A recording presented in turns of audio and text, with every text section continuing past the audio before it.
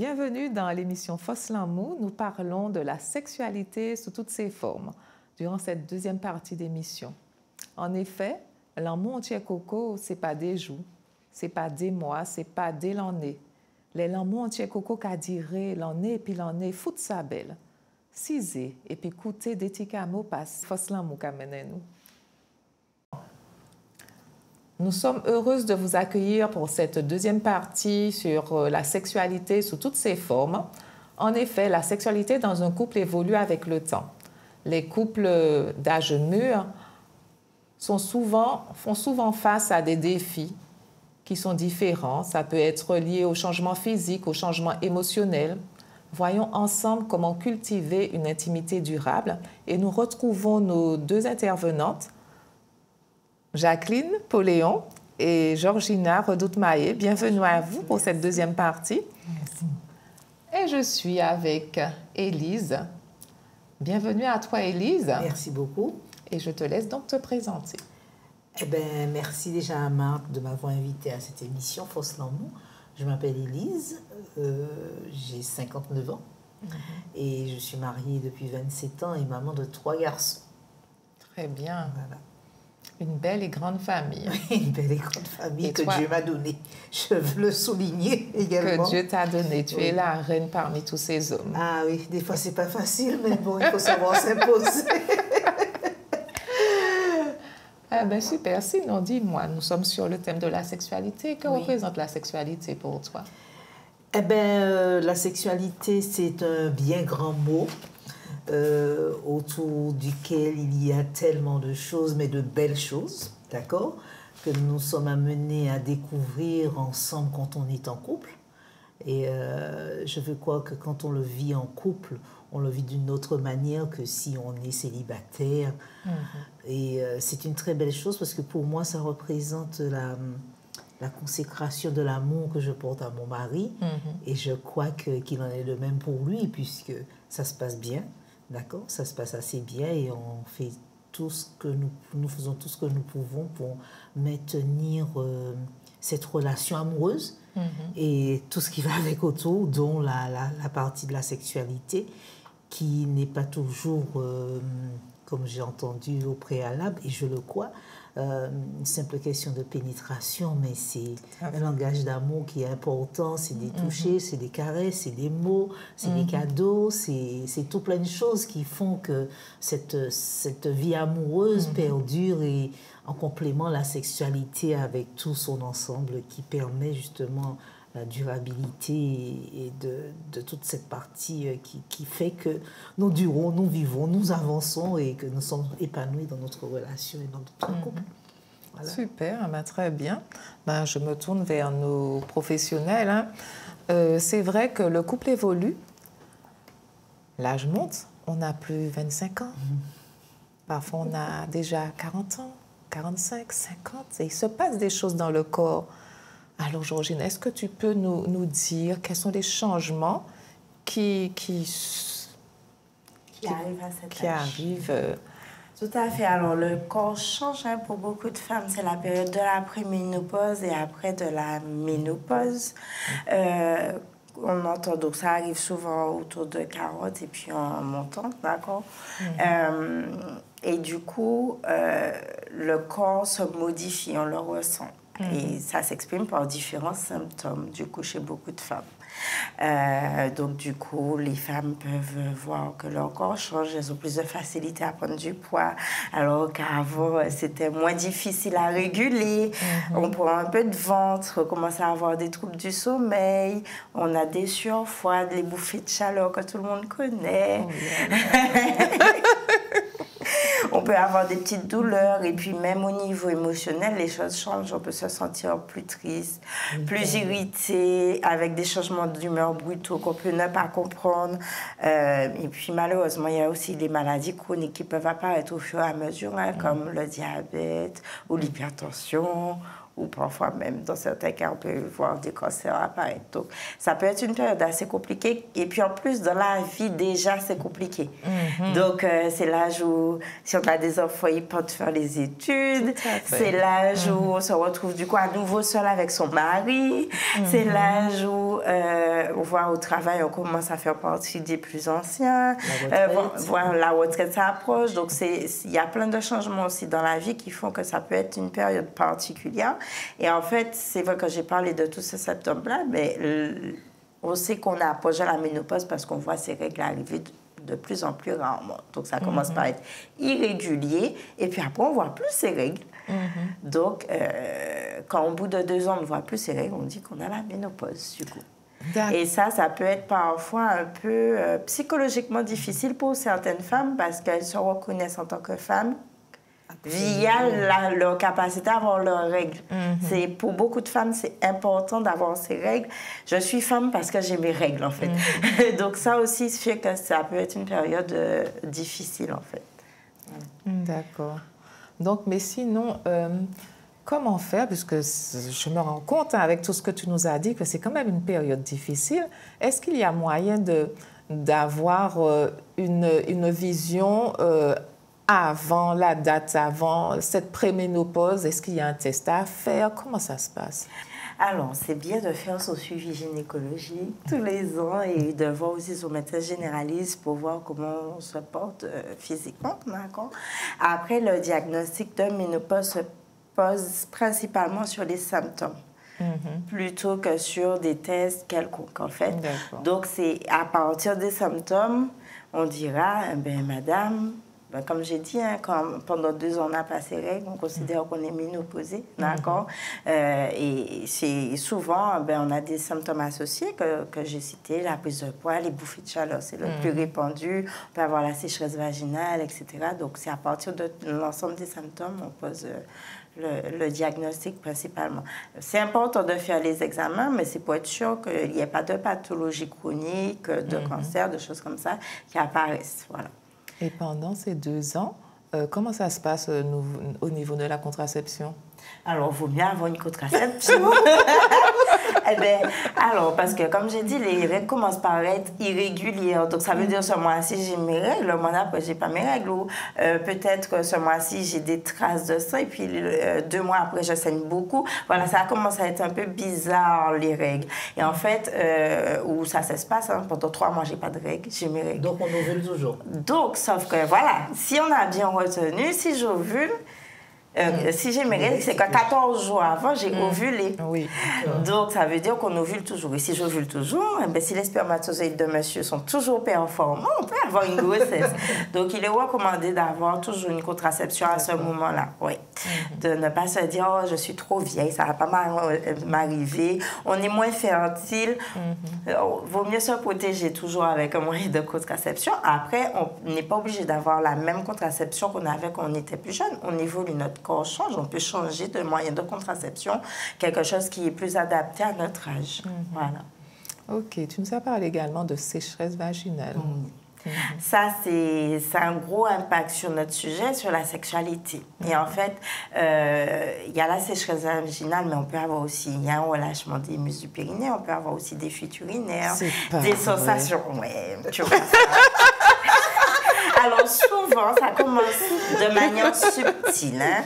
Je rigole, on a rigolé là, petite fuite dans la culotte, ou je tousse, petite fuite dans la culotte, ou je vais souvent aux toilettes, alors qu'avant, je me retenais plus longtemps. Ça commence comme ça, et puis jusqu'à ce que, voilà, on achète les super protections au magasin. Mais Georgina, rassure-moi, mais par exemple, après l'accouchement, on fait les séances chez le kiné.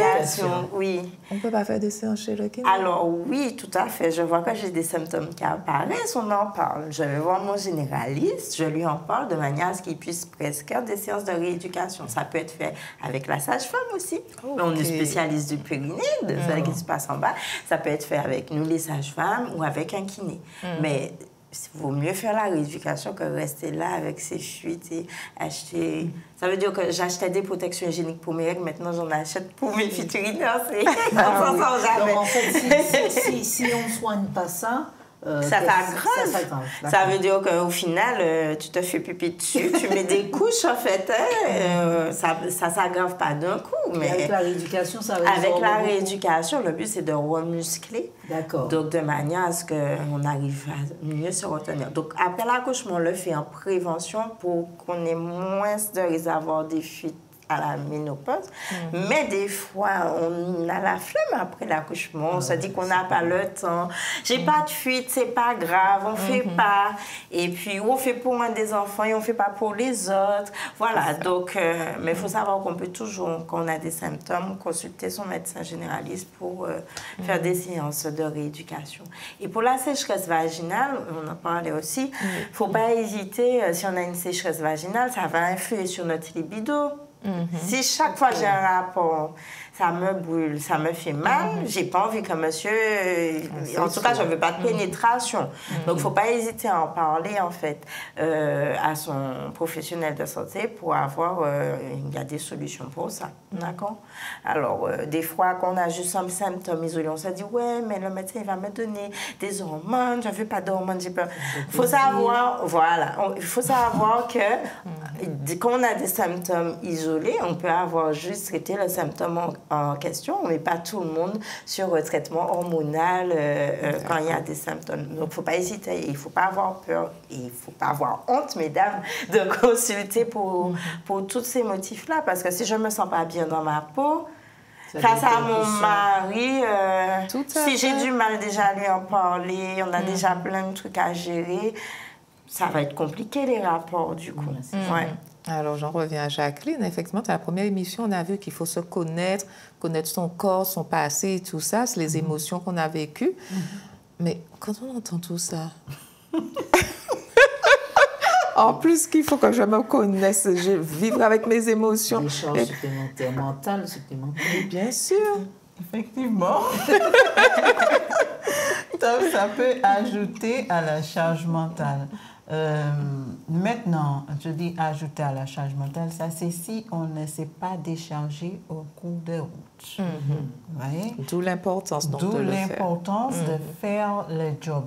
C'est-à-dire vraiment apprendre à se connaître. Vraiment, lorsqu'on voit que nous avons des choses qui reviennent, des schémas qui reviennent dans notre vie, lorsqu'on voit qu'il y a un schéma dans notre lignée, dans les générations avant nous, et qui s'est débouché sous des maladies, sous des pathologies, parce que les maladies ne sont pas anodines, ce sont des messagères. D'accord? Excuse-moi, Jacqueline, quand tu parles de schéma, qu'est-ce que tu veux dire? Donc, est-ce qu'on prend un crayon, dessine? Non? C'est un schéma, c'est forme lorsque nous avons répété par rapport à un événement vécu, nous avons répété une pensée, c'est-à-dire le cerveau s'est mis en mode peut-être instinctif à ce moment-là, et du coup, nous avons formé une pensée qui va venir se servir comme une protection pour nous, et on va se répéter cette pensée.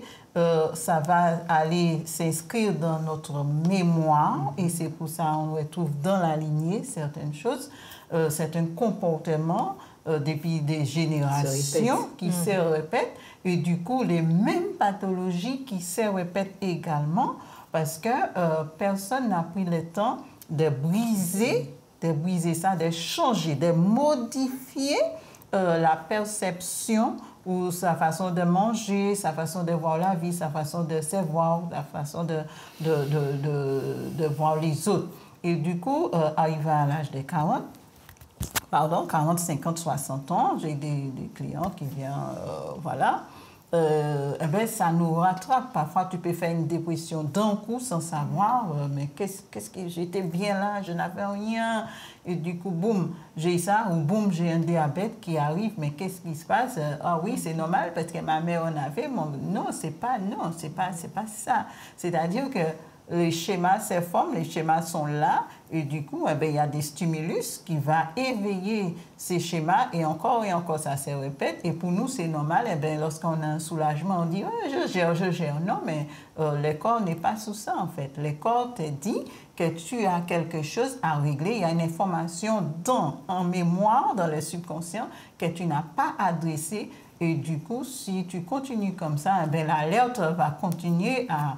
Voilà, ça devient de plus en plus rouge et bien, ça se transforme en maladie. Donc, c'est un messageur qui dit qu'une émotion, je n'ai pas adressé l'émotion, je n'ai pas vécu la chose jusqu'au bout.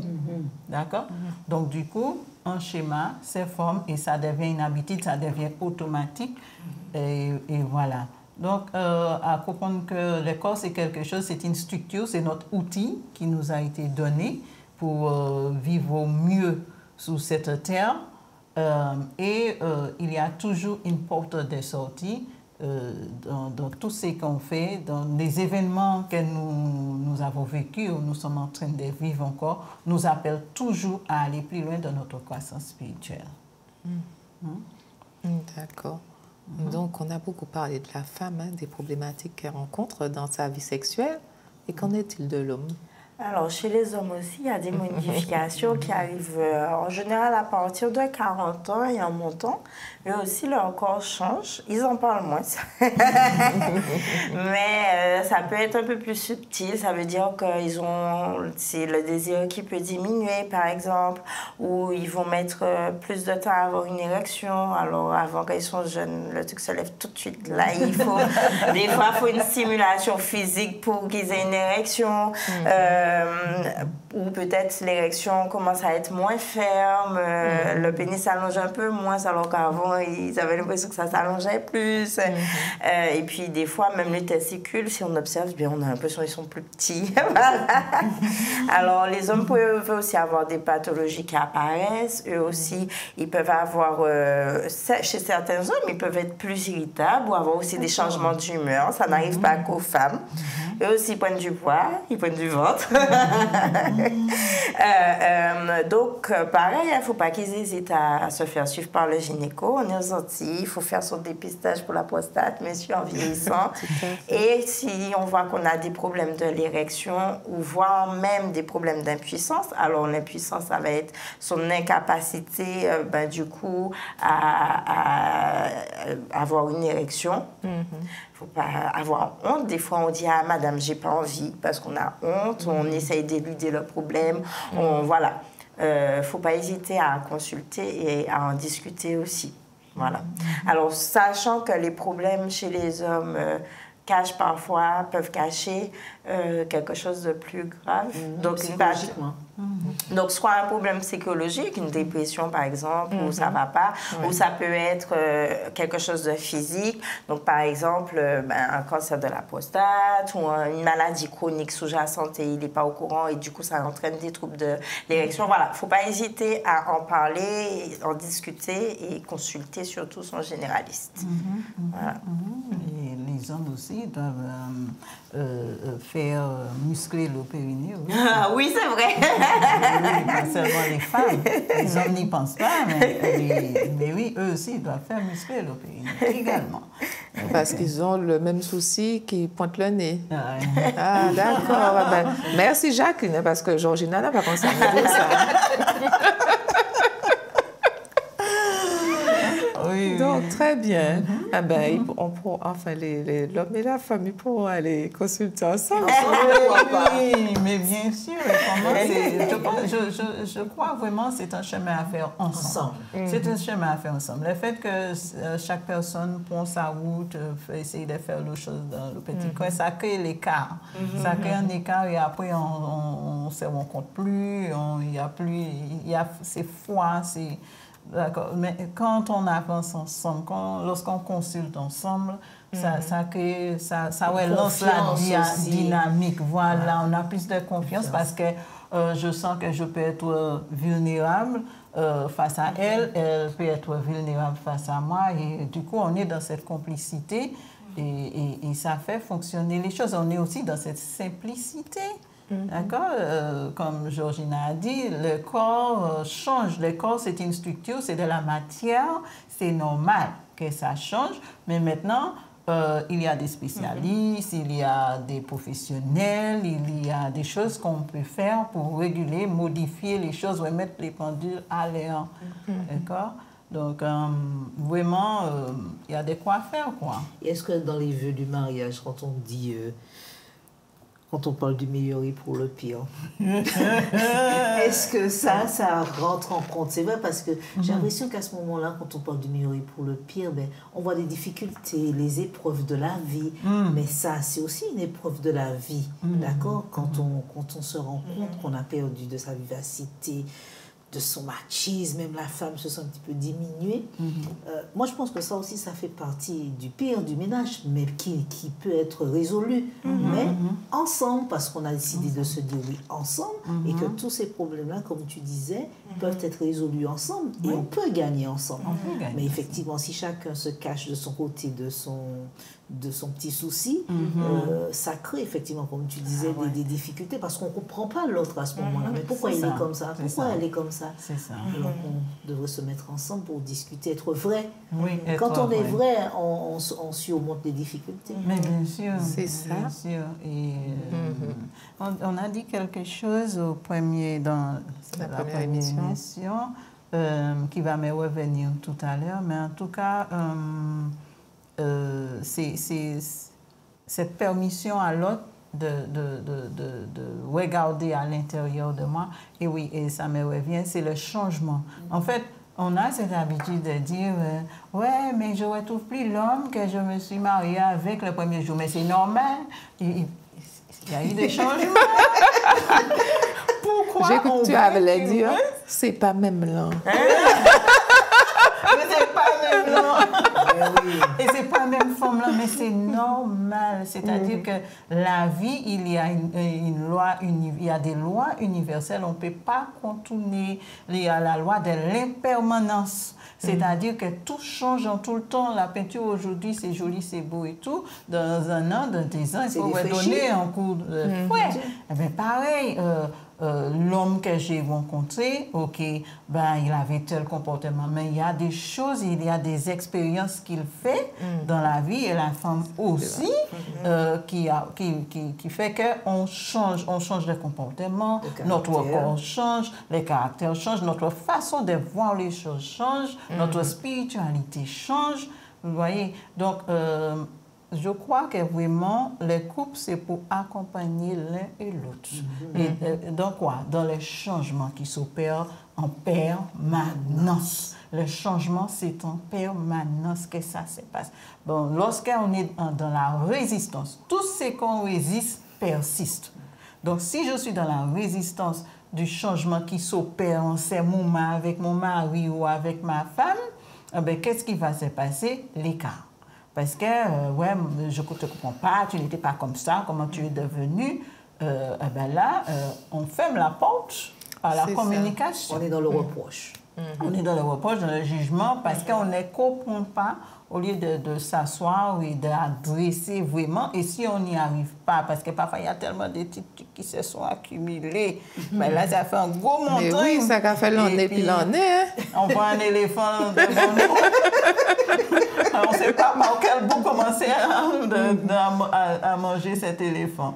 Il faut toujours commencer par les orteils, j'aime dire, toujours par les ongles, comme ça, et ne regarde pas en haut parce que tu veux à toi de viande. Et c'est-à-dire, petit à petit, mais allez consulter. Allez consulter ensemble. Ensemble, et ensuite, on va voir qu'est-ce qui n'a pas ou qu'est-ce qui est en train de bloquer, qu'est-ce qui empêche le flux de continuer, le flux de l'amour, le flux de la vie, de continuer à circuler dans notre couple. Alors, Jacqueline, on parle souvent de la crise de la quarantaine chez l'homme. Et cinquantaine aussi. Cinquantaine aussi, mais souvent, on entend que les hommes vont chercher une femme plus jeune et tout, mais ça fait plaisir d'entendre qu'ils n'ont pas compris qu'eux aussi, ça change. Leur façon de fonctionner change. Donc, même s'ils vont chercher une femme plus jeune, alors dis-nous tout. ben, c'est régler un problème par un autre problème. Tout à fait. C'est ajouter, c'est ça, c'est ajouter d'autres problèmes. Parce que parfois, j'ai à dire aux personnes, si la femme que tu as à la maison ou l'homme que tu as à la maison ne te convient plus, dis-moi comment aller chercher une autre femme ou un autre homme va t'aider dans cette affaire-là. C'est-à-dire que tu cherches une solution à l'extérieur. À l'extérieur de ton couple et déjà à l'extérieur de toi. Si question il y en a, réponse il y a déjà. Il est dit, avant que la parole sorte de ma bouche, tu sais déjà, Seigneur. Tu as déjà la réponse. Les choses sont déjà là, tout est accompli, tout existe déjà. Mais maintenant, puisque c'est la même chose, ça revient au fait qu'on ne se connaît pas. On ne se connaît pas, on n'a pas pris le temps de comprendre comment le fait que papa n'était pas présent pour maman, que des choses sont passées au foyer, j'ai été témoin des choses. Le schéma. Comment ça m'a impacté, créé des schémas aujourd'hui, ça me rattrape. Donc du coup, puisque nous avons une société qui a appris aux hommes à être plutôt machos que de voir le côté émotionnel, les hommes ne savent pas trop, surtout en Occident, ne savent pas trop comment s'adresser à leurs propres émotions. Donc ils vont souvent dire je vais bien, ben ça va s'irriter, ben on va se cogner la tête. Voilà, ou ça peut même finir en suicide, des choses comme ça. Et c'est pour ça qu'on dit que les hommes ont beaucoup plus de prostates que les femmes ont ça passe vite. Parce que lorsqu'on n'extériorise pas quelque chose qui a besoin de sortir, ben, qu'est-ce qu'on fait? On somatise. On somatise. Et lorsqu'on somatise, ben, le corps qui n'est pas fait pour ça. Parce qu'aujourd'hui, je constate qu'on a normalisé les maladies. On ne comprend pas que les maladies ont une signification biologique avant tout. D'accord? C'est-à-dire que j'ai vécu quelque chose, mon corps, mon organe, mes organes répondent à ces émotions-là. Et du coup, ben, arrive à 40-50 ans, puisque j'ai toujours étouffé, ben ça implose. Ouais. Ça implose carrément par une pathologie ou quelque chose comme ça et je ne me comprends pas. Donc, du coup, je dis, ouais, je vais chercher, oui, cuisse d'acaprine, ben, qu'elle cherche, moi, pas ça où. Mais ça ne règle pas le problème. Le problème s'aggrave, en fait. Hein? On se néglige, on ne fait pas du sport, on mange n'importe comment, on boit n'importe quoi, on mange n'importe quoi, on pense n'importe comment. Et là, c'est le véritable problème, c'est le fait qu'on pense n'importe comment. On croit qu'on va dire ou penser quelque chose et ça ne va rien faire. C'est faux, c'est archi-faux. Si tu penses comme ça, c'est que tu demandes à faire cette expérience-là, tu vas le faire. Si, par exemple, ton mari se focalise uniquement sur les côtés que tu n'as pas encore affinés dans ton comportement, dans tes traits de caractère, crois-moi, il va te repousser. Il est en train de te repousser. C'est-à-dire, il se focalise uniquement sur ce qui est négatif. Et dès qu'il s'approche de toi, Élise n'est pas assez ceci, tu sais, tu n'es pas assez ceci, moi, ou pas assez celle-là, ou il faut qu'on fait comme ça, tu n'as pas envie d'être face à cette personne-là parce que son énergie, sa façon même de te regarder te repousse. Parce que l'amour s'éteint. L'amour, c'était pareil pour la femme. Au lieu de dire tu n'es pas assez, tu n'es pas assez, tu n'es pas assez, si Dieu t'a dit nous pas assez, mais pas ça va nous te cailler. Hein? Donc, c'est ça. Lorsque je me focalise sur quelque chose, cette chose prend de l'ampleur de ma vie. Et la Bible nous met en garde. Faites attention à vos pensées, renouvelez vos pensées afin que vous transformez, vous transformez votre quoi? Votre caractère, votre personnalité, votre façon d'être, vos expériences de vie. Parce que Dieu nous a donné l'autorité sur des choses. Mais on croit plus que c'est sur les choses extérieures. Non, c'est surtout sur nos pensées, sur l'ego en fait. L'ego. Alors Jacqueline, excuse-moi, c'est vrai, on a beaucoup de choses à dire sur l'ego, mais l'émission avance, donc on va faire une petite pause et puis on se retrouve dans quelques instants pour pouvoir poursuivre sur notre thème, la sexualité sous toutes ses formes.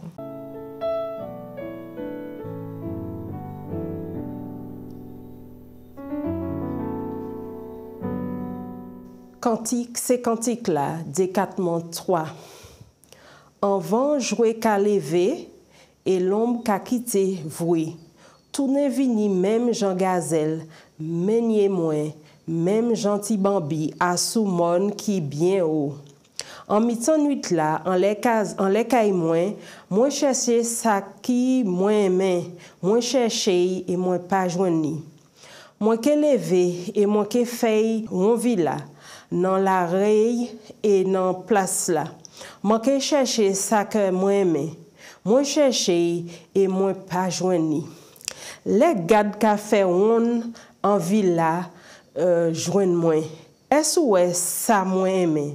À peine moi t'ai fini dépasser yo moi joindre ça que moi aimé. Moi point et moi pas laisser juste nous river en caille maman moi en chambre ça qui fait moi. Moi supplier autres filles Jérusalem pas gazelle et animaux sauvages, pas lever l'amour avant temps. De qui moun ka monté sorti en désert, même kokolom. Gardez ces litiers Salomon et toutoui, ni 60 grands hommes vaillants, c'est plus vaillant Israël. Yo tout ni épée, yo ni grand combat, chaque moun épée, yo bol en mer, à sous tout tourbillon en la nuit.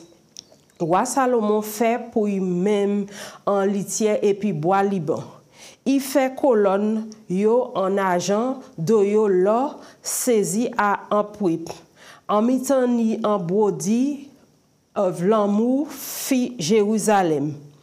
Sorti fi Sion, gardez roi Salomon, et puis couronne maman, mettez en les têtes li, jou fiançailles li, pour joie kei.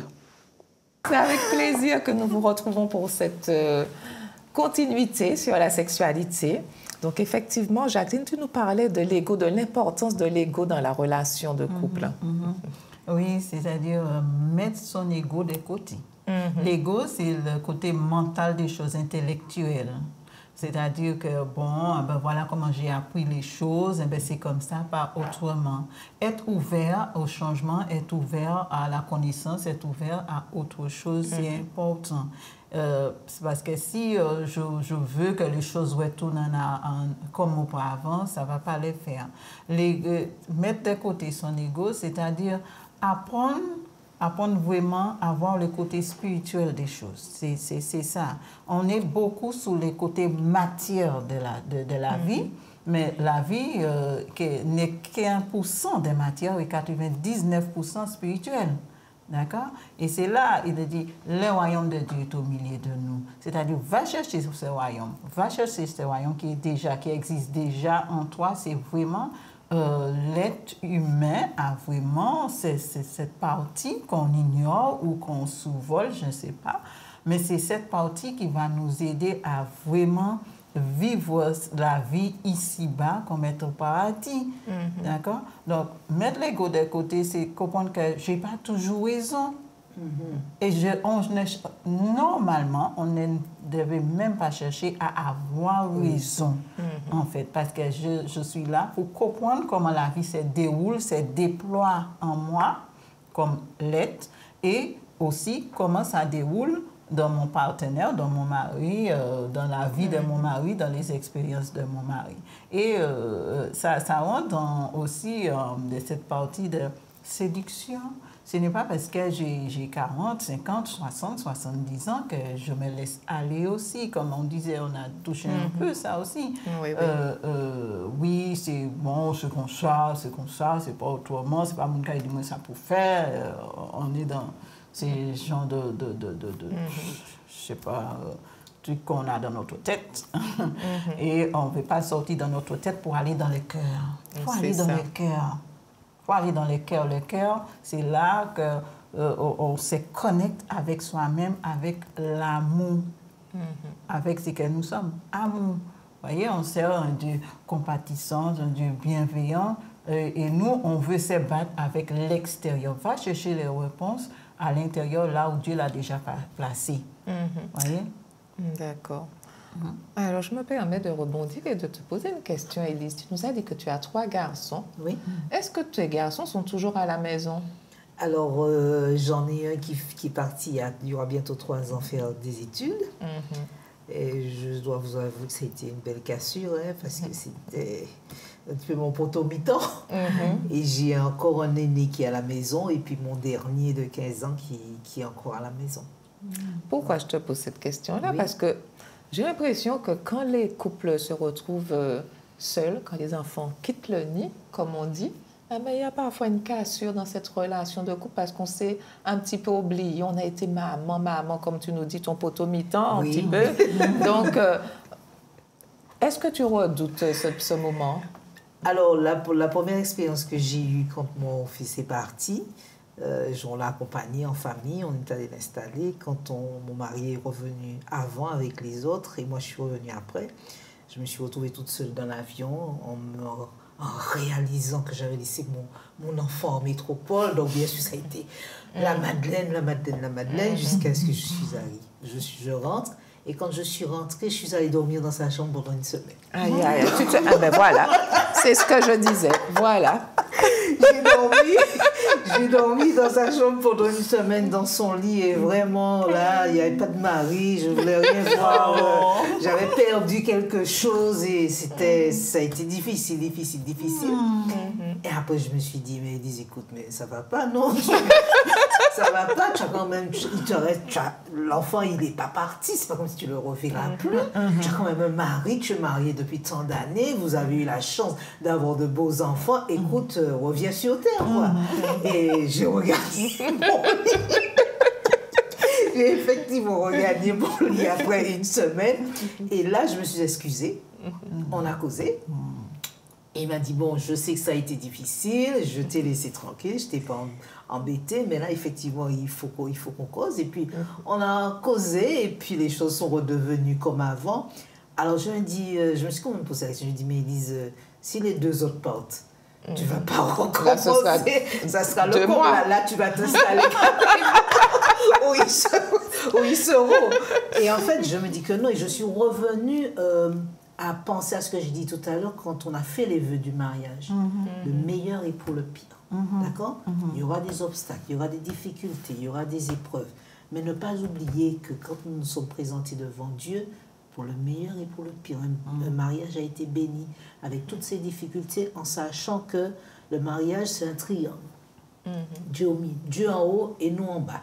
Donc nous devons toujours nous reporter et faire confiance à Dieu, nous ramener à Dieu. Mais c'est vrai que j'entends beaucoup d'expériences autour de moi avec mes collègues déjà.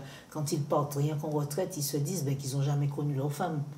Parce que je pars le matin, je reviens le soir. À quel moment? Et j'ai beaucoup de collègues qui ont divorcé parce qu'ils ne se sont pas retrouvés dans ce schéma-là. Et c'est pareil quand les enfants partent. Alors soit je décide de réagir et de reconquérir mon mari comme au premier jour, et je me dis non, nous sommes 2 là. Même si on est 2 vieux gorilles, mais nous sommes là. Donc il faut quand même qu'on réagisse. Effectivement, je vais faire quoi? J'ai 60 ans. Je vais aller faire quoi? Je vais recommencer avec une petite jeunesse et puis peut-être me retrouver dans le même schéma? Non. J'ai fait un vœu de mariage, je dois faire avec. Donc effectivement, mais ça arrive parce que je l'entends autour de moi, soit le départ à la retraite, il y a la cassure, ou soit quand les enfants parlent, on est là, on se regarde. La télé, les télénovelas, lui il va au match, moi je fais ça, je fais ci, et puis quoi? Non, c'est pas, moi je veux terminer une vie heureuse jusqu'à la mort avec mon mari. Donc moi je dois me battre pour, même si la libido n'est plus celle qu'elle était, mais comme disait Georgina tout à l'heure, il y a d'autres moyens d'éveiller, on peut faire plein de choses autour de cela, mais il y a cette contrainte-là et ça arrive beaucoup plus souvent qu'on ne... Mais ce sont souvent des personnes, comme tu disais, qui n'ont pas Dieu forcément, la relation spirituelle avec Dieu qui nous permet de maintenir et de supporter les carences de l'autre et puis surtout le pardon. Le pardon, on ne l'a même pas évoqué, mais le pardon dans le couple qui est encore une autre dimension de la survie du couple. Tout à fait. Donc, en fait, c'est important les mots qu'on prononce, mais aussi j'ai vu des parents qui avaient des enfants, qui partent, qui ont des grands, qui sont partis en études et les parents sont tellement attachés aux enfants que sa façon d'être a fait que les enfants ne sont pas restés en études. Les enfants sont revenus et ils sont à la maison. Les enfants n'arrivent pas à se détacher. Prendre leur envol. Prendre leur envol parce que les parents elles-mêmes n'ont pas été suffisamment au clair avec elles-mêmes dans cette affaire-là, de savoir que OK, c'est un petit, mais ça va grandir. Et à un moment, ça va prendre son envol. Du coup, on se retrouve avec tous les enfants à la maison, etc. Et il y a aussi, ce que nous avons évoqué, que puisque on n'a pas été clair, suffisamment clair à un moment donné lorsqu'on a eu des enfants, c'est qu'on a vu la première émission. Aujourd'hui, lorsque les enfants arrivent, il y a soit la mère, soit le père qui apportent tout sur l'enfant. Et l'autre est complètement exclu. Et l'autre essaye jusqu'à ce que... il arrête de se battre. Il arrête d'essayer. Donc, à faire attention avec ça. Vraiment à faire attention avec ça. Je dis aux femmes, avant que les enfants étaient là, vous étiez une femme. C'est ça. Soyez femme. Soyez ce que vous êtes. Prenez soin de vous. Prenez soin de votre intérieur, de votre santé mentale. De prendre des moments parfois sans les enfants aussi. Avec votre mari, il n'y a pas que les enfants payer un monde en soi, ça va être tuer les autres. Pour sortir avec votre mari ou votre femme.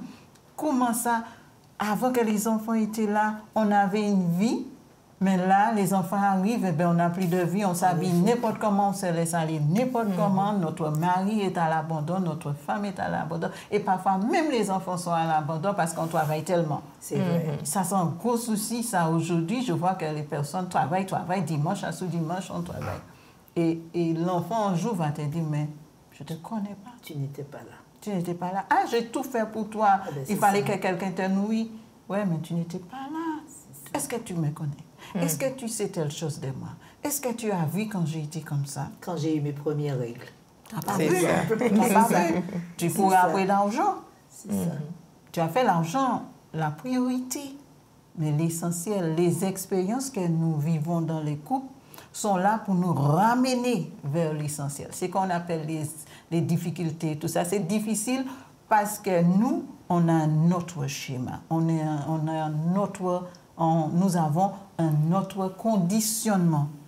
Hein? Et c'est ça qui rend les choses difficiles. Mais ce sont des expériences de la vie. Ce sont des expériences. Ce n'est pas forcément des choses pires. Hein? Et on n'a même pas parlé, Jacqueline, excuse-moi, quand les parents, il y a vraiment une cassure, parce que je connais beaucoup de familles où quand les enfants sont partis en études, l'épouse, elle a complètement changé de domicile. C'est-à-dire qu'elle a suivi l'enfant, et puis laissé le mari seul avec les autres enfants. Ah oui, être avec celui qui part, vivre avec lui, refaire une autre vie. Donc 2 foyers. Un foyer où il y a mon mari tout seul, où j'arrive de temps en temps pour voir comment ils vont. Et puis, je concentre tout le reste de mon temps sur celui qui est parti. Donc j'ai une autre vie avec lui. Et là... c'est la cassure. C'est la cassure totale. Au bout d'un moment, tout... Donc, d'où l'importance d'entretenir le couple pendant tout le temps qu'on est là, on entretient ses couples. On est dans la séduction. Lorsqu'au départ, on allait au cinéma, on faisait ceci, on faisait celle-là, on est à la plage, on marchait dans la main, on était à la forêt, on rigolait. Qu'est-ce qui se passe aujourd'hui? Qu'est-ce qui nous empêche de faire ça? Je dis au couple qui a 50, 60, 70, 80 ans. Mais c'est les autres commencent à vivre, ils ne sont pas là. C'est ça. Ils ne sont pas là. Mais c'est votre moment. C'est un moment en or, ça. Hein? C'est votre moment, donc occupez-vous, faites des choses, mais c'est vrai que lorsqu'on n'a pas eu l'habitude, on trouve ça bizarre. Tout à fait, c'est comme si on essayait de recréer quelque chose, et c'est vrai que c'est pas toujours évident. C'est pas évident. C'est la volonté aussi. J'allais dire, alors souvent j'ai énuméré les symptômes et tout ça, mais il ne faut pas se focaliser que sur ce qui ne va pas. Pour beaucoup de femmes, alors je le vois au cabinet ou dans l'expérience, quand on passe outre, quand elles viennent consulter, si elles ont des troubles, des pathologies, on règle les problèmes et tout ça. Des fois, quand on prend le temps, on se redécouvre. On a le temps d'avoir des rapports tout le temps. Pour le coup, il n'y a plus les enfants pour Mais oui, et puis, on a le temps il n'y a plus d'avoir les menstruations. il n'y a plus les règles. C'est porte ouverte toute la vie. Oui. Vous voyez ce que je veux dire? Il y a même des femmes, elles n'avaient jamais eu d'orgasme, elles découvrent avant un orgasme, alors qu'elles sont plus vieilles et ménopausées. Vous voyez ce que je veux dire? Il y a moins de charge. Il n'y a pas à s'occuper des enfants. Moi, ça à faire à manger. Oui. En fait, ça peut être l'occasion pour le couple de renaître et de redécouvrir. Souvent, on s'arrête, on se dit, OK, la ménopause va arriver, ma vie est finie, en fait. Alors que... Excuse-moi, Georgina, quand tu as commencé, je me suis dit, oh là là. La vie, Tout à fait. ça va être une nouvelle étape de la vie, en fait. Il faut pas, s'il y a des choses qui coincent, il ne faut pas hésiter à consulter, on a dit, pour résoudre des problèmes, ne pas hésiter à communiquer avec son partenaire, justement, pour améliorer les choses.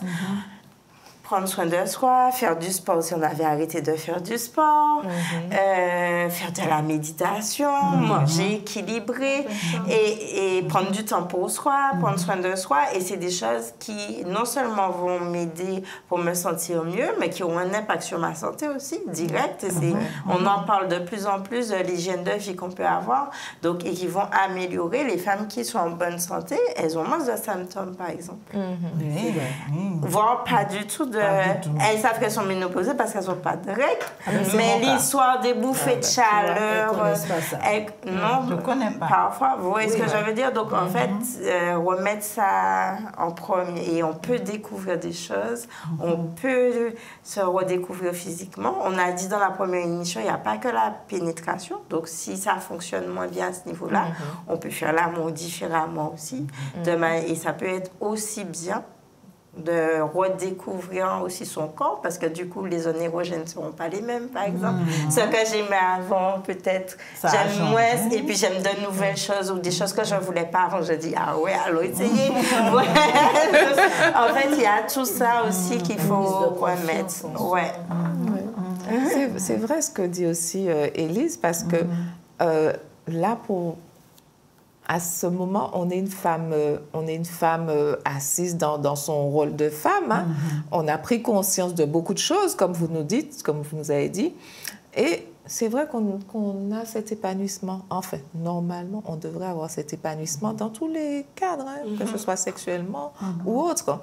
Donc, c'est aussi un plus d'avoir cette maturité-là. Quand j'avais mes règles, c'était douloureux,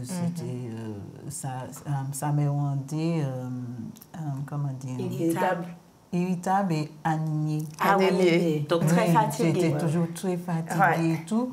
J'ai dit, écoute, Seigneur, tu m'enlèves ça. Je ne fais plus d'enfants. Tu m'enlèves. Je sais que c'est pour mon bien que tu m'as donné, mais je ne veux plus. Et en même temps, je ne veux pas cette affaire de ménopause, bouffer chaleur, tout ça, m'en passer comme moi. Je ne veux pas ça, tu entends? Plus de 10 ans, j'ai pas et j'ai pas. Je suis bien quand j'étais contente. Comme dit Georgiana, porte ouverte. C'est-à-dire que je me suis sentie tellement bien dans ma tête et dans mon corps, parce que je sais que je ne sens pas cette fatigue, je ne ressens pas cette fatigue. Je vais faire du sport, je fais des randonnées plus de 12 km pratiquement tous les dimanches. Et tout ça, je me suis inscrite. C'est-à-dire que on peut faire des choses. Inscrivez-vous dans un groupe de randonnée, par exemple. C'est ça. Inscrivez-vous dans une association où on fait quelque chose physique ou créatif. Inscrivez-vous dans des choses. Il y a pas mal de choses en Martinique qu'on peut faire. Ne restez pas là. Et cette affaire de vieille, on enlève ça dans notre bouche aussi. Retraite aussi. Non, on enlève ça. On est au ministère du temps libre. C'est ça. On n'est pas vieille, on n'est pas en retraite, on ne s'est pas retiré de la vie parce qu'on est là. Ouais. Hein? Ça a tout son sens quand on parle de retraite. Oui. Retraite. Donc je suis Ouais. plus efficace, je suis plus... Exactement. Et les gens ne se rendent pas compte comment ça, Les mots. ça modifie le comportement lorsqu'on dit je suis en retraite. Non. On n'est pas en retraite. On a toutes les possibilités. Si j'avais envie, par exemple, d'apprendre à jouer à la guitare, là, je peux. J'ai le temps. J'ai le temps maintenant. J'ai le temps. Je me dispose de mon temps comme je veux aujourd'hui. Donc, du coup, c'est une nouvelle vie, mais extraordinaire, qui commence pour moi. Vous voyez, donc, quand je regarde Élise, je dis, ouais, elle vit ça bien. Il y a personne. Tu vois? Voilà, et ça se sent, ça se voit. Dans la tête, les mots ont leur importance. Les mots ont leur importance. Les mots sont des prières. Attention, lorsqu'on pense, on est en train de prier. C'est pour ça la Bible insiste. Une pensée, c'est une prière, c'est-à-dire que tu demandes de vivre quelque chose. Parce que tu y penses autant, ça va répondre, ça va se faire. Parce que tu demandes. Et dans les deux sens, c'est ça. Si je me focalise sur quelque chose de négatif, par exemple, je me focalise de mon mari, maintenant il est né, c'est ce que j'aurai. Parce que j'en demande. Oh, si je dis, ah ouais, j'aime trop ce côté de mon mari, j'aime bien le voir comme ça. Oh, chérie, tu sais, j'aime bien le voir avec les rouges. Oh là là. Et les hommes aiment ça aussi, autant que les femmes. Attention, on ne fait pas suffisamment de compliments aux hommes. Oui, je défends les hommes, oui. Ce sont nos partenaires. Oui. Faites vos compliments, apprendre à les connaître. Et les hommes aussi, ne soyez pas, ne vous retirez pas comme ça aussi. Apprendre à connaître la femme, apprendre à connaître votre partenaire, apprendre à connaître qu'est-ce que c'est le fonctionnement d'une femme. Ne reste pas là comme ça. Je vois que dans la plupart des fois, dans les conférences, dans les séminaires, il y a 99% des femmes. Mais qu'est-ce que c'est que vous, les hommes aussi, vous avez aussi l'intérêt dans ces choses-là. Porter plus d'intérêt, c'est pour ça, parfois les hommes se sentent lésés, surtout aujourd'hui, parce que les femmes connaissent tellement de choses, parce qu'il y a tout à apprendre. Et les hommes sont là, on va vous dire ça, on va ni problème. Ça qui dit où ça? Vous savez que c'est pas vrai. Vous savez que c'est faux. Parce que quand vous êtes là, vous pleurez en secret. Hein? C'est pas pour me moquer de vous, mais je sais que vous pleurez parce que vous êtes des humains, vous avez des émotions, vous ressentez des choses, vous vivez des choses, vous avez des questions sans réponse. Ne restez pas là comme ça, comme si laissez le côté macho, le côté l'orgueil mal placé pour sauver votre vie. Alors, Georgina a dit quelque chose tout à l'heure j'ai beaucoup apprécié le fait que quand on prend de l'âge, les zones érogènes changent également. Donc je me dis, dans le couple, c'est un éternel recommencement et c'est génial parce qu'on a une nouvelle femme, on a un nouvel homme, donc... Oui, c'est ça. Oui. Découverte. Et puis, alors vous le voyez, moi j'ai encore un enfant tout petit, donc vous voyez le départ des enfants comme... Mais je me dis, mais quand on a votre âge, on a plus de temps pour faire l'amour. Il n'y a personne pour débarquer, pour être... On n'est pas obligé de sélectionner des pièces. Mais oui. On a plus d'espace dans la maison. C'est vrai ce que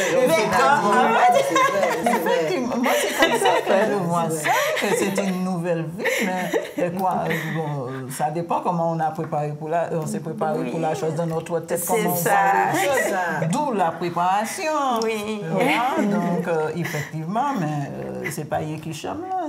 C'est ça, là on va aller dans toutes les pièces, on va pas s'interrompre. C'est nous deux. On va t'abandonner par terre.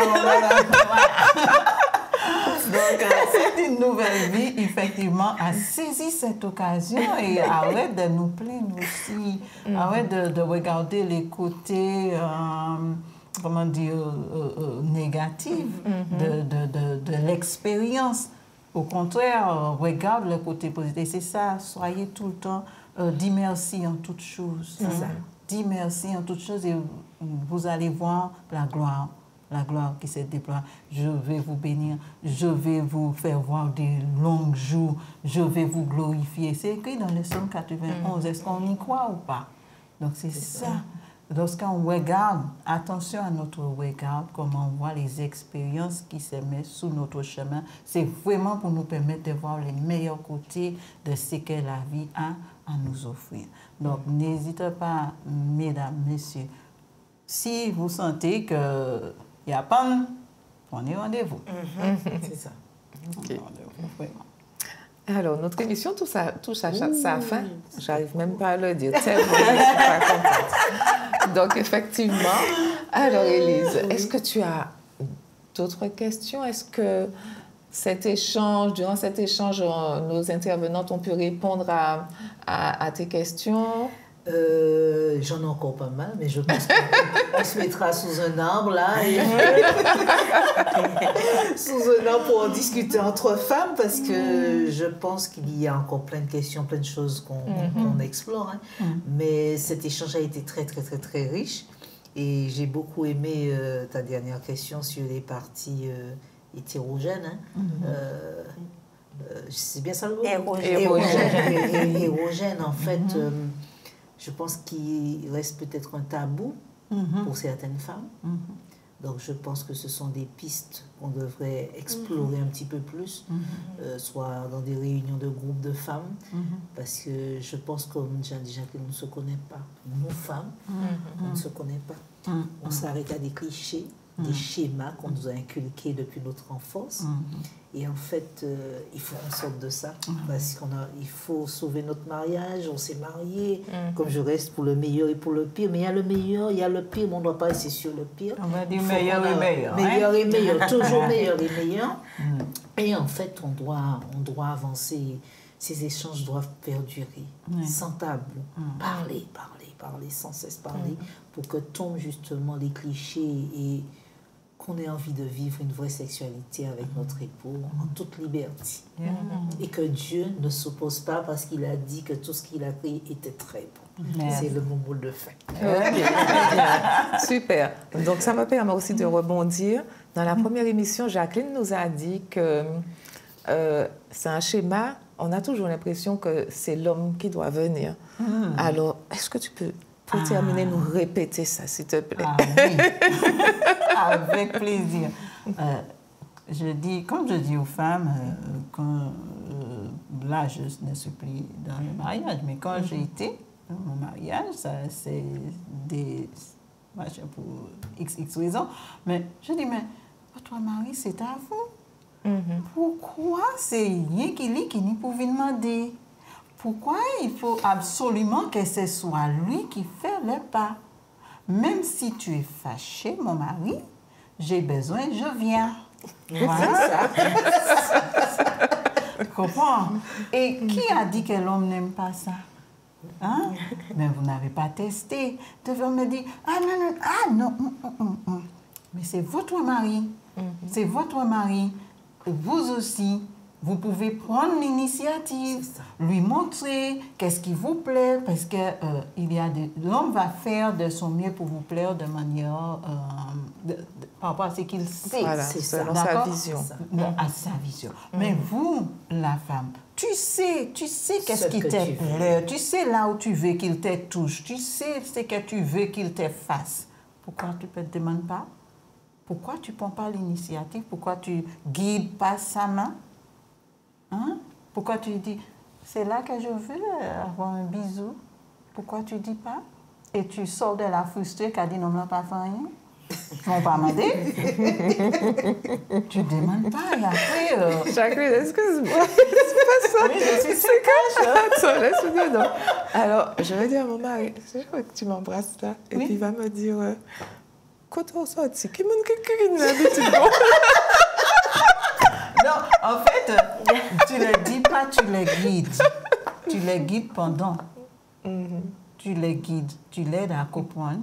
Parce qu'il veut savoir qu'est-ce qui te fait plaisir. Il ne faut pas qu'on croie que les hommes sont des morceaux de bois. Hein? Ce sont des êtres avec des émotions aussi qui veulent savoir des choses aussi. Et il veut ça. Oui, ce que tu fais, chérie, est très bon. Là aussi. D'accord. C'est pas que ce que tu fais n'est pas bon, mais là aussi. Oui, je guide ta main et oui, si je veux, je prends. Parce que tu es mon mari. D'accord? Donc, on prend l'initiative, nous aussi, les femmes. Ce n'est pas que l'homme, parce que l'homme aussi aime quand les femmes prennent l'initiative. Certains hommes, peut-être certains n'aiment pas, je ne sais rien. Mais quand j'entends les hommes aiment quand les femmes aussi prennent l'initiative. Parce que beaucoup d'hommes me disent, mais Madame Poléon, il n'y a que moi qui y va, il n'y a que moi qui demande. Ok. Ah. Il y a une souffrance. Il y a une souffrance qui s'est exprimée là. Il n'y a que moi qui, si je veux pas, elle ne dit rien. Donc là, ou soif ou quoi, mort soif. Non, là, vous êtes là, mais on va regarder ou quoi, mort soif. Tu ne demandes pas, Dieu a dit demander ce que vous voulez. Il vous donnera. Il vous donnera. Ah ben, donc super. j'encourage les femmes sur ça. Ok, Georgina, est-ce que tu as quelque chose à dire pour la clôture? Ben, me répéter, je vois qu'il y a un truc qui ne va pas, que je sois un homme ou une femme. Maintenant, on a un panel de professionnels, une panel de possibilités qu'on n'avait pas avant. On va et on consulte. On en discute aussi avec son partenaire. Si monsieur, j'ai une panne, il y a une raison. Des fois, c'est momentané, la panne. C'est ça. S'il y a une panne momentanée, au lieu de faire le macho, le fait genre je ne suis pas intéressée par ça ou j'ai d'autres préoccupations, peut-être en parler et discuter. Et puis, si ça perdure, consulter. Voilà. Madame, j'ai mal, je ne reste pas là à avoir mal. Il y a plein de dames, elles restent à avoir mal et elles ne disent rien. Du coup, on ne prend plus plaisir à ce moment-là. On n'a pas envie d'aller vers son partenaire. Si chaque fois que j'ai un rapport, j'ai mal, je suis en souffrance, il ne faut pas hésiter à consulter pour voir d'où vient le problème. Voilà. Et qui consulter, eh ben, je vais voir la sage-femme. Si la sage-femme voit qu'il y a une difficulté, on va voir le gynécologue. Si je suis très très à l'aise avec mon généraliste et qui s'y connaît, je peux voir aussi mon généraliste.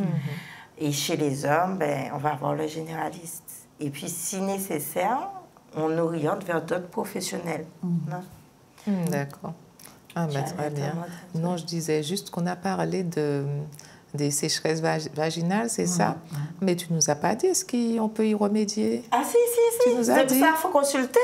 On a des traitements et en plus, c'est pour ça que j'ai dit, on ne peut traiter que la sécheresse vaginale en fait. La partie localisée. Oui, on peut localiser. Souvent, les dames se disent, on va me donner des médicaments et ça va me donner d'autres symptômes ou autres. Non, on peut traiter chaque symptôme par chaque symptôme. Donc, j'ai une sécheresse vaginale, je consulte pour ça et on voit comment on peut traiter la chose, à quoi c'est dû. Voilà.